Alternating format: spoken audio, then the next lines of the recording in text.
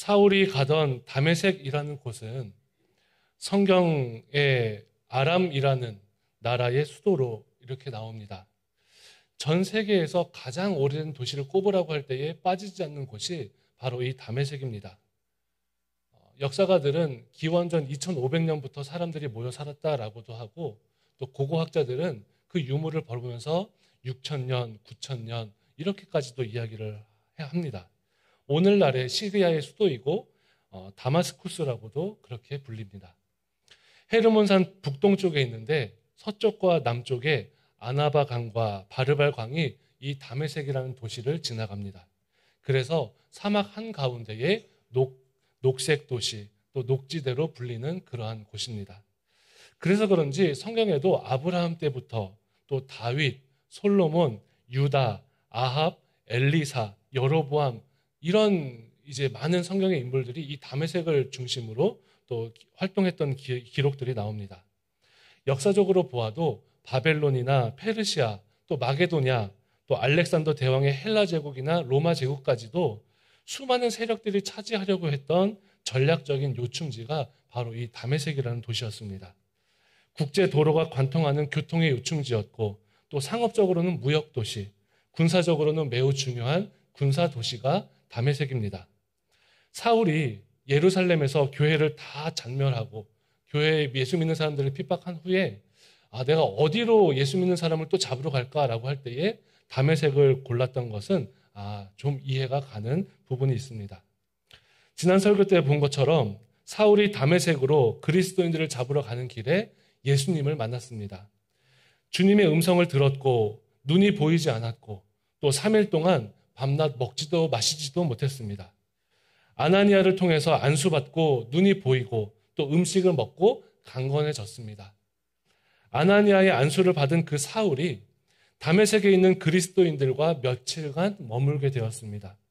자신이 겪었던 경험을 이야기했을 것입니다. 아나니아도 환상 중에 만난 주님과의 이야기를 했을 것입니다. 너무너무 신기하지 않아? 사울에게도 나타나셨는데 나에게도 나타나셔서 사울과 아나니아 둘이 만나게 되었대. 이건 기적 아니겠습니까? 이런 이야기들을 서로 나누었습니다. 존경받던 아나니아였기 때문에 사울의 이야기에 다메섹의 제자들이 함께 동의하고 놀랐을 것입니다. 모두가 다 하나님을 찬양하고 하나님의 역사하심을 또 하나님께 영광 돌리는 일들이 아마 그 모임 가운데에 있었을 것이지요. 오늘 본문의 사울은 이 다메섹에 있던 회당으로 달려갑니다. 회당에서 이제 다메섹에 있는 유대인들에게 전하는 거예요.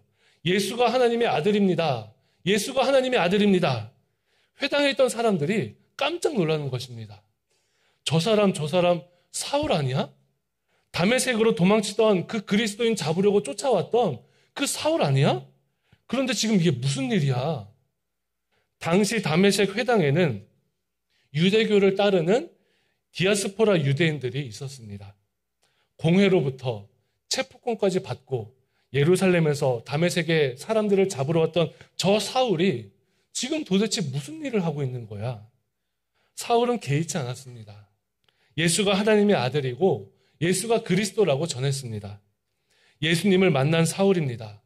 여러분, 기독교 신앙에 우리가 믿음 생활하는데 예수님을 만난 것보다 무엇이 더 필요하겠습니까? 무슨 설명이 더 필요합니까? 부활하신 주님을 만난 것, 그것보다 더 큰 고백이 어디에 있습니까? 여러분, 혹시 여러분 가운데에 부활하신 주님 만나신 분 계십니까? 믿음으로 고백하지만 실제로 나타나셔서 만나신 분들은 안 계세요. 제가 신학교 면접을 볼 때에도 그랬습니다. 앞에 있는 어떤 면접하는 학생이 어떻게 신학교 오게 됐냐? 부활하신 주님을 자기가 만났다고 고백을 하는 거예요. 예수님이 나에게 와서 내가 이 학교를 가라라고 주님이 찍어주셨다고 그렇게 교수님들께 말을 합니다. 그랬더니 교수님들이 땡 하시는 거예요. 그게 맞나 틀리나 저는 잘 모르겠습니다. 그런데 여러분, 우리는 지금 예수님이 승천하신 이후에 다시 오실 때까지 주님의 말씀은 이 성경을 통해서 계시된다라고 믿는 그런 신앙을 가지고 있습니다. 여러분, 그런데 사울은 그 모든 교회 조직이 이루어지기 전 초기 교회 때 예수님을 만났어요. 그 예수님을 만났으면 더 이상 할 말이 없습니다. 그 무엇으로도 이 사울을 막을 수가 없습니다. 예수님을 만난 그 뜨거움을 이 사울이 전하기 시작합니다. 어떤 마음으로 복음을 전했는지 여러분 갈라디아서 1장을 한번 찾아보겠습니다. 우리 제가 평상시에는 성경을 잘 찾아서 읽으라고는 안 하는데 신약 성경 302쪽이에요. 갈라디아서 1장으로 한번 가보십시오.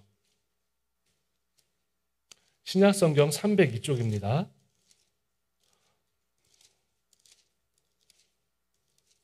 예, 찾으셨습니까? 네, 신약 성경 우리 갈라디아서 1장 11절에서 17절까지의 말씀을 보겠습니다. 갈라디아서 1장 11절에서 17절입니다. 우리가 지금 사울이 경험하고 있던 이 상황을 머릿속으로 생각하시면서 읽어보시면 좋겠습니다. 교독할게요. 제가 먼저 읽습니다. 1장 11절부터 형제들아 내가 너희에게 알게 하노니 내가 전한 복음은 사람의 뜻을 따라 된 것이 아니니라.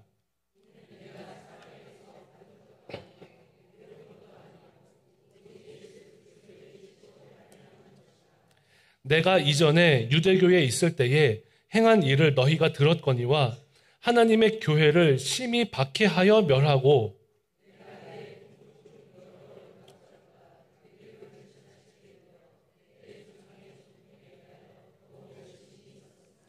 그러나 내 어머니의 태로부터 나를 택정하시고 그의 은혜로 나를 부르신 이가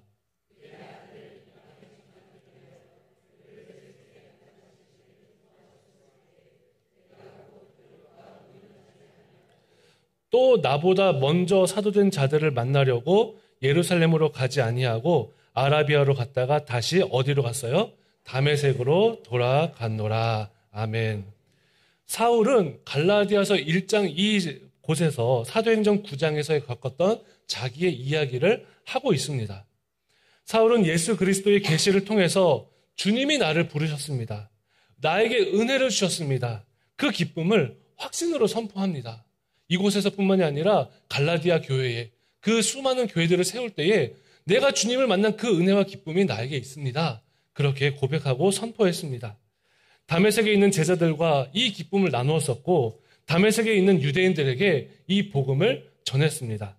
갈라디아서 우리가 읽은 본문 1장 18절을 보면 바울은 이 다메섹에서 약 3년간 복음을 전했던 것을 알 수 있습니다.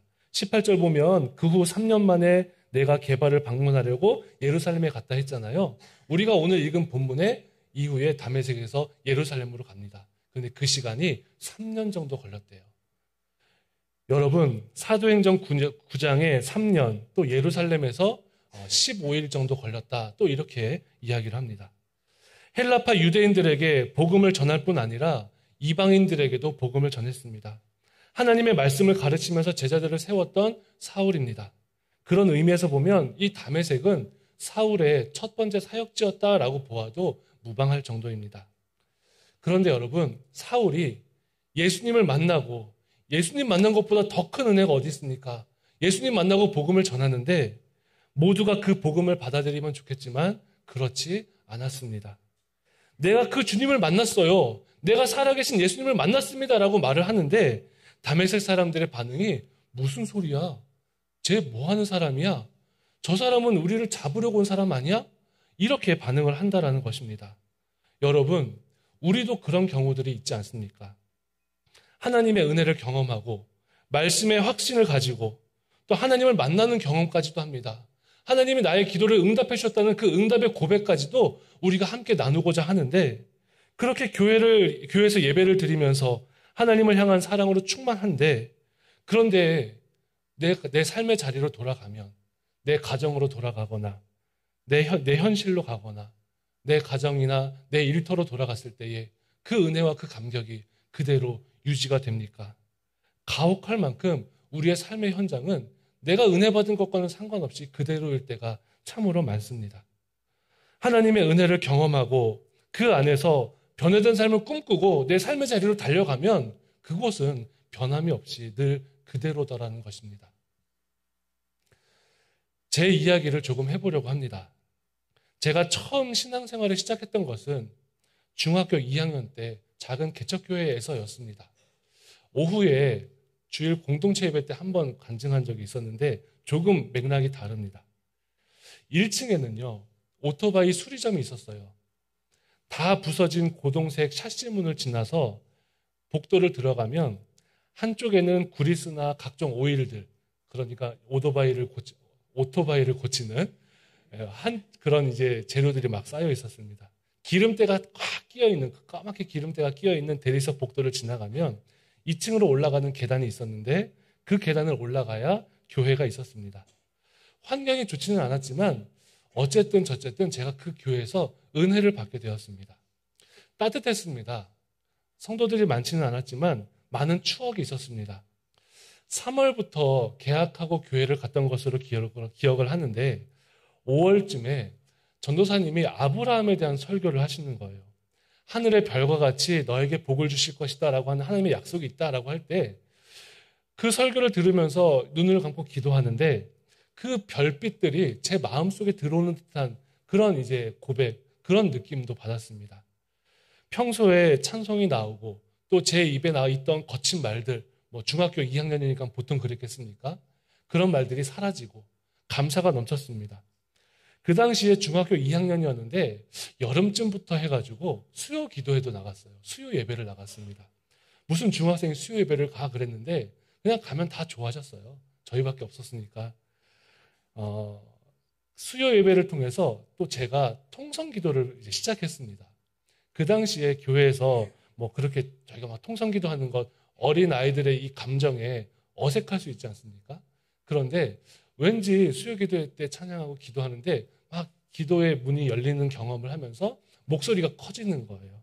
그런 경험도 하고 주일 예배에도 은혜가 충만했고 즐거웠습니다. 자연스럽게 친구들도 전도하고 청소년부가 또 부흥하기도 했습니다. 그런데 저희 부모님은 교회를 가는 걸 참 싫어했었습니다. 복도가 지저분하고 또 불도 없고 그러니까 교회가 동굴 같다. 무슨 도둑놈 소굴 같다. 이렇게 이야기를 하셨습니다. 여러분이 생각해도 그렇지 않으셨을까? 교회를 가도 왜 꼭 그런 교회를 가느냐 핀잔도 하셨습니다. 작은 개척교회 학생부라 예배를 오전 예배, 오후 예배 드리고 나서 학생부 예배가 있었거든요. 오후 3시쯤 교회를 갑니다. 그러면 저는 점심때쯤 친구를 만나서 즐겁게 농구도 하고 뭐 오락실도 갔다가 이제 교회를 가는 거예요. 교회를 가서 예배를 드리고 예배 후에 교제하고 말씀 공부하고 또 청소하고 그리고 집에 오면 한 저녁 7시, 8시쯤 됩니다. 그러면 그때부터 늦게 다니는 게 이제 눈치가 보이기 시작을 하는 거예요. 지혜롭게 했어야 되는데 그렇지 못했나 봐요. 주일에 집에 들어가면 부모님이 이제 교회 가지 말아라. 뭐 이런 이야기들을 하시면서 실랑이가 계속이 됩니다. 언성이 높아질 때도 있고 그렇지 않을 때도 있지만 그것이 너무나 불편했었습니다. 이게 왜 안 바뀔까 기도해도 응답도 잘 안 되고 현관문을 붙잡고 오늘 아무 일 없도록 오늘 집에 가서 평안히 끝나도록 현관문을 붙잡고 기도하고 들어가요. 그렇게 하나님께 기도하고 들어가면 그날은 조금 괜찮고 아니나 다를까 또 어떤 날은 심하기도 하고 수련회 가려고 하면 영적 전쟁이 시작이 됩니다. 평소에 가는 것도 모자라서 2박 3일을 너가 수련회를 이렇게 하면서 이제 그 수련회에 대한 이 실랑이가 또 시작이 됩니다. 교회에서는 아이고 우리 기현이 수련회 가게 해주세요. 가게 해주세요 하면서 벽을 긁으면서 기도하시고 계시고 집에서는 기현아 수련회 가면 안 돼. 가면 안 돼. 이렇게 이제 막 논쟁이 벌어지는 것입니다. 은혜도 많이 받았고 은혜 많이 받고 집에 가도 그대로고 기도를 아무리 많이 해도 변화가 없는 것처럼 보였습니다. 그런데 이제 그런 아이가 교회의 사랑을 받으면서 신학교도 가고 물론 힘든 일이 있었지만 또 부모의 사랑을 받으면서 이제는 응원도 받으면서 가족들의 기도를 통해서 또 목회도 합니다. 어떻게 이럴 수가 있습니까? 여러분, 우리는 은혜를 많이 받고 내 삶이 변화되어 있을 것이다. 내 삶의 자리가 기쁨으로 더 가득하면 좋겠다. 하나님이 역사해 주시면 좋겠다. 당장 눈에 보이지 않는 경우가 너무나 많습니다. 그런데 저는 한 게 없는데 생각해보면 하나님이 하셨고 하나님께 맡기고 나니까 하나님 책임지시겠지. 하나님은 실수가 없으시지. 하나님은 틀리지 않으셔. 이 고백으로 그냥 천국 바라보면서 걸어가는 거예요. 힘들게 한 걸음 한 걸음 매주 걸어가는 겁니다. 그렇게 걸어가면 하나님의 은혜가 우리 가운데 있음을 믿습니다. 은혜를 받고 현실은 그대로이고 은혜 받고 나도 변하지 않는데 하나님이 변하지 않으시니까 하나님의 은혜가 우리 가운데 열매 맺을 수 있더라는 것입니다. 사랑하는 우리 성도 여러분, 우리가 가는 길이 때로는 굽어 보일 수가 있습니다. 마음이 찢어지는 것 같고 또 우리의 계획이 다 무너지는 것 같은 경험을 할 때가 있습니다. 밤에 아침이 오지 않을 것처럼 깊은 밤을 경험하시는 성도님도 계시고 하나님이 내 손을 잡고 계신다는 그 믿음을 잃어버릴 것 같은 상황에 놓인 성도들도 계실지 모릅니다. 모든 상황을 하나님께 맡겨드리고 그 믿음의 길을 계속해서 걸어가십시오. 우리 주님이 곁에 계십니다. 우리 주님이 곁에 계셔서 우리의 믿음이 낙심되지 않기를 우리가 더 상처받지 않도록 지키시고 보호하시는 하나님의 은혜가 있음을 고백하기를 바랍니다. 그런가 하면 이 사울은 다메섹에서 뜨겁게 복음을 전합니다. 계속해서 복음을 전해요. 그런데 이 사울이 복음을 열심히 전할 그때에 사울을 죽이려고 하는 이들이 있었습니다. 오늘 본문 23절, 24절쯤에 보면 여러 날이 지남에 유대인들이 사울 죽이기를 공모하더니 그 계교가 사울에게 어떻게 되었다고요? 알려지니라. 여러분, 이 말씀 속에 우리는 성령 하나님의 인도하심을 보아야 합니다. 오늘 우리는 이 말씀을 통해서 성령 하나님의 보호하심을 깨달아야 합니다. 여러분 생각해 보십시오. 마음에 안 드는 사람이 있어요. 마음에 안 드는 사람이 있는데 누군가 그를 죽이려고 공모를 합니다. 어떻게 하겠습니까? 매우 은밀하게 또 매우 극비리에 이 계획은 그 누구도 알면 안 돼라고 하면서 사람을 죽이려고 하는 계획을 짤 것입니다. 아무도 모르게 이 계획이 절대로 새어나가지 않도록 계획합니다. 그리고 조심스럽게 진행을 합니다. 그런데 그 계교가 사울에게 알려지게 되었습니다. 이것이 여러분 기적입니다. 이것이 하나님의 은혜이고 이것이 하나님의 기적입니다. 비슷한 이야기가 출애굽기 2장에 또 나옵니다. 히브리인의 남자 아기를 출산하면 모두 다 죽여버려라 라고 하는 바로 왕의 지시가 있었어요. 그런데 그때 모세가 태어났습니다. 여러분 어때요? 모세 죽은 목숨입니다. 부모는 이 아이를 숨기려고 해서 몇 달을 숨겼냐면 석 달을 숨겼습니다. 백일된 아이, 울음소리가 점점 커지자 이 아이를 이 가정에서 더 이상 보호할 수 없겠다. 그렇게 생각한 이 모세의 부모는 갈대 상자를 준비했습니다. 아이를 잉태한 후부터 아이를 숨겼던 그 석 달까지의 시간은 아마 이 모세의 부모에게는 눈물의 시간이었을 것입니다. 이 아이가 아마 그랬을 것 같아요. 임신을 한 거 알았을 때부터 제발 여자아이로 태어나게 해주세요. 남자아이면 죽습니다. 여자아이가 되게 해주세요. 그런데 남자아이가 태어났을 때에 절망했고 또 손이 떨리고 심장이 터져나갈 슬픔에 놓였을지도 모르겠습니다. 이 부모가 무엇을 할 수 있습니까? 하나님, 이 아이 좀 살려주세요라고 하는 기도만 할 수 있습니다. 눈물 어린 기도뿐입니다. 그렇게 숨기지 못해서 갈대상자를 준비하고 이 모세 어린 아이를 이 갈대상자 안에 담아놓고 나일강에 두고서 저 멀리 서서 그 갈대상자를 바라봅니다. 그런데 큰 위협이 닥칩니다. 바로의 딸이 그 갈대상자를 발견한 것입니다. 모세에게는 절체절명의 순간이에요. 히브리인의 아기를, 특별히 히브리인의 남자아이를 다 죽이라고 명령한 그 주권자의 딸입니다. 심지어 이 바로의 딸은 히브리인의 아기인 것을 보자마자 알았습니다. 그런데 여러분, 그때 하나님의 인도하심의 기적이 일어납니다. 출애굽기 2장 6절 말씀에 보면 열고 그 아기를 보니 아기가 우는지라 그가 그를 불쌍히 여겨 이르되 이는 히브리 사람의 아기로다. 아기가 우는데 아이를 키워보신 분들은 아실 것입니다. 다른 아이가 울면 얼마나 짜증이 나는지 몰라요. 다 예쁘긴 하지만 그게 다 예뻐 보이지는 않습니다. 심지어 내 아이여도 울면 예뻐 보이지 않을 때가 있는데 우는 아이가 있었습니다. 우는 아이가 좋은 소리도 아닌데 기적이 무엇이냐 하면 바로의 딸이 그 아이를 보면서 불쌍한 마음이 들었대요. 이것이 기적입니다. 아이를 잉태한 후부터 태어나 갈대상자에 누일 때까지 눈물로 기도했던 그 부모의 기도로 이러한 기적이 일어난 것입니다. 여러분, 사울이 자신을 죽이려는 이들의 음모를 알게 된 것은 우연이 아니라 하나님의 은혜입니다.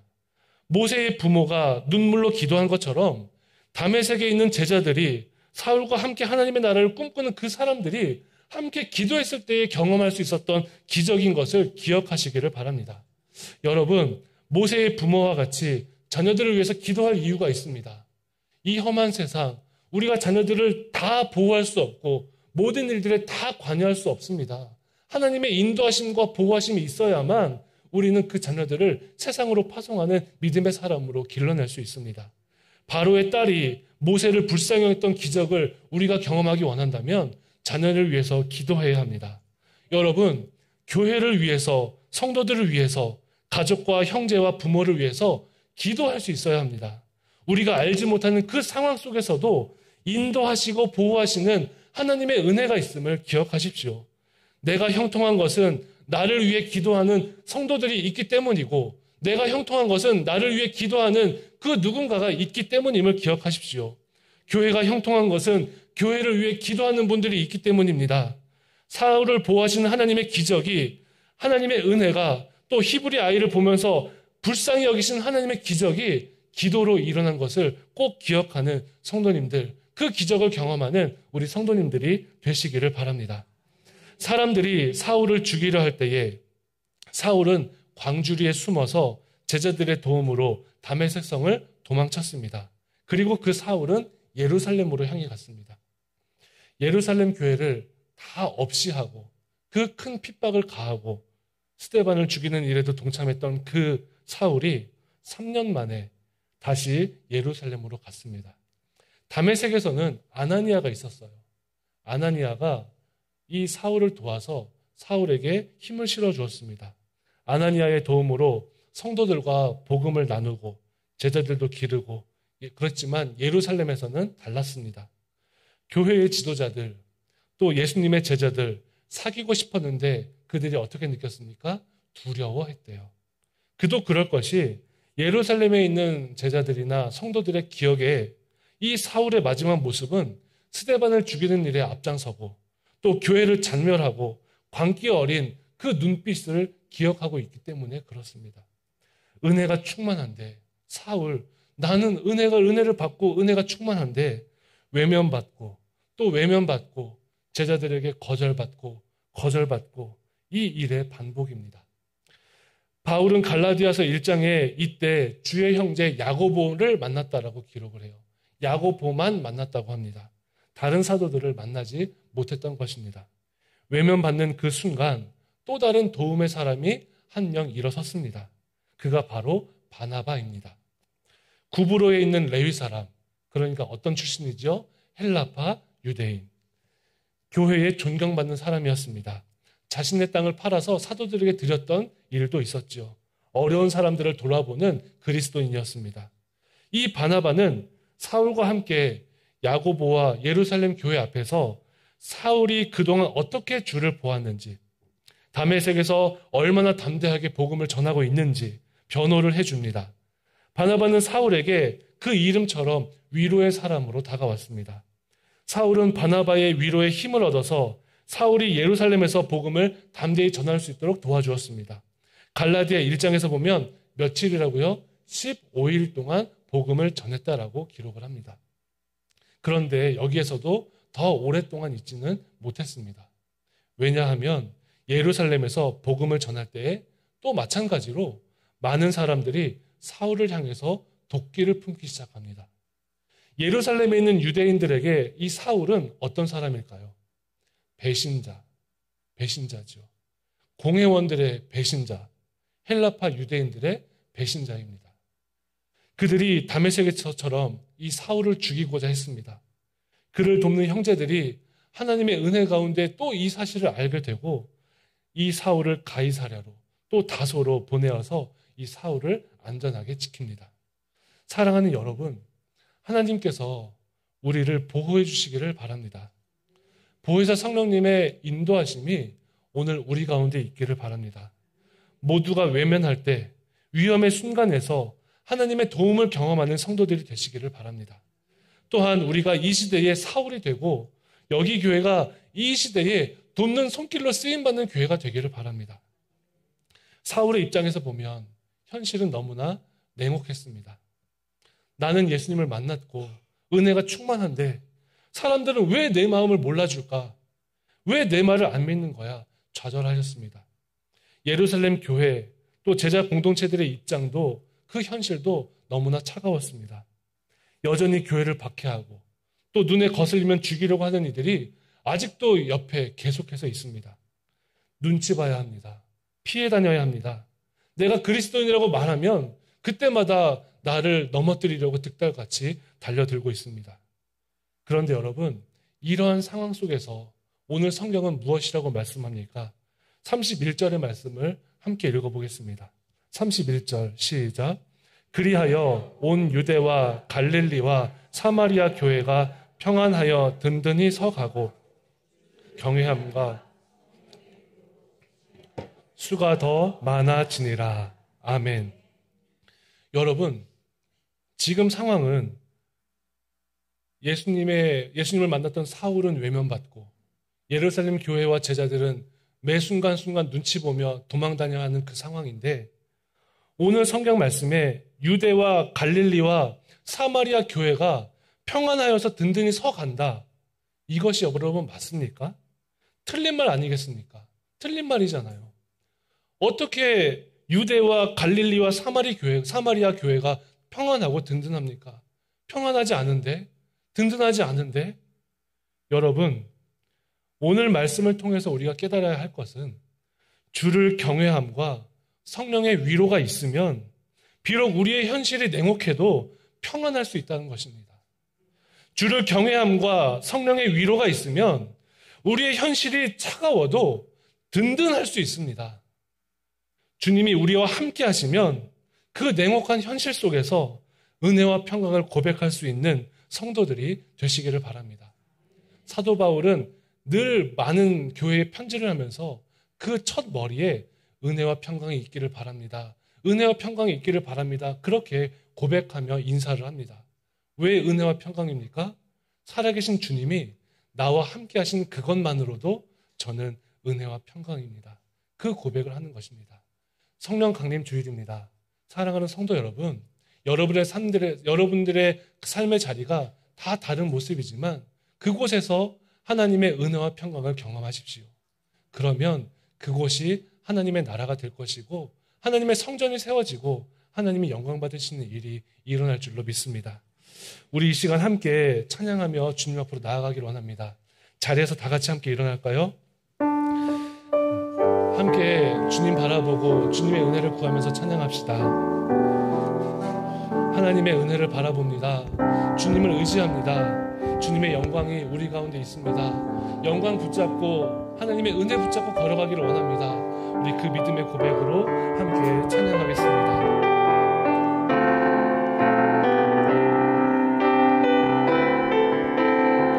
내 눈 주의 영광을 보네.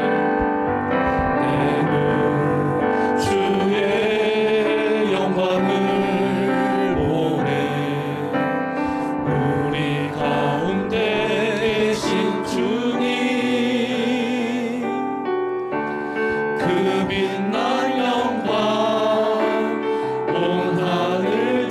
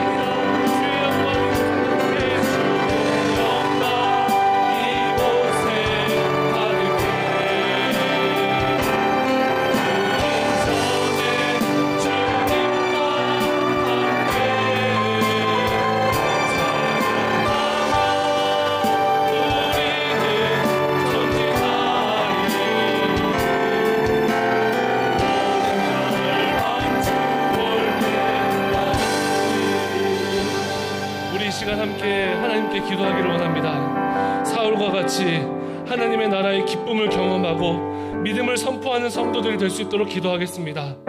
변하지 않는 현실과 냉혹한 삶의 자리가 기적의 자리가 되도록, 하나님의 영광의 자리가 되도록 함께 기도하겠습니다. 또한 마지막 기도할 때에 성령님이 함께 하시는 삶이 되도록 하나님 아버지, 위험을 경험하는 순간마다, 경험하는 모든 위험의 순간마다 성령님의 인도하심과 보호하심을 경험하는 기적을 누릴 수 있도록 이 시간 함께 하나님 아버지 앞에 간절하게 믿음으로 기도하겠습니다. 살아계신 하나님 아버지, 하나님 아버지, 이 시간 아버지 앞에 나아갑니다. 하나님 말씀을 받습니다. 하나님 이 말씀을 같이 내 삶의 자리가 하나님 아버지 변화가 없는 삶을 알지라도 그때에도 인도하시는 하나님, 그 순간을 인도하시고 그 순간에도 말씀을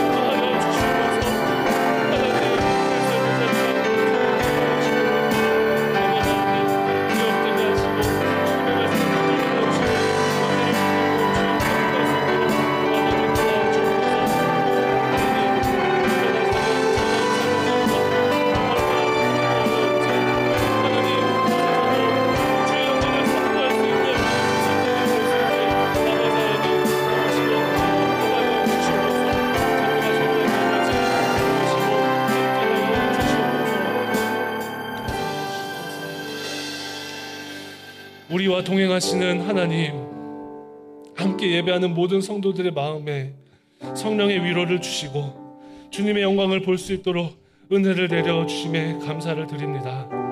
이 예배가 우리의 삶의 자리에 기억되게 하여 주시고 우리의 삶을 통하여 오직 주님 홀로 영광 받아주시며 이 기쁨이 우리의 삶의 자리에서도 선포될 수 있도록 복을 내려 주옵소서. 우리를 보호하신 하나님, 외면받고 위협당하는 사울과 같은 삶의 자리라도, 차갑고 냉랭한 삶의 현장에서라도 흔들리지 말게 하시고 믿음으로 쓰임받을 수 있도록 우리의 심령 가운데에 주의 은혜가 심겨지게 하여 주옵소서. 여기 교회 성도들이 기도의 공동체가 되게 하여 주옵소서. 인도하시는 성령님의 은혜로 모든 성도들을 돌보시는 은혜를 누리게 하여 주옵소서.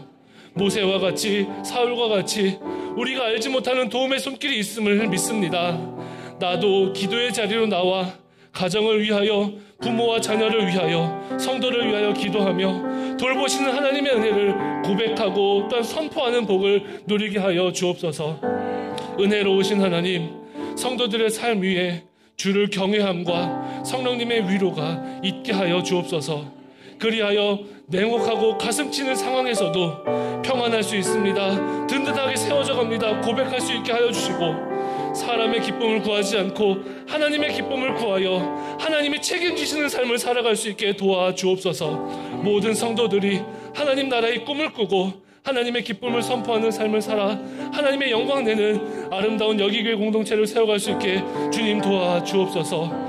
우리를 사랑하시고 우리를 구원하시는 예수님의 이름으로 기도드리옵나이다.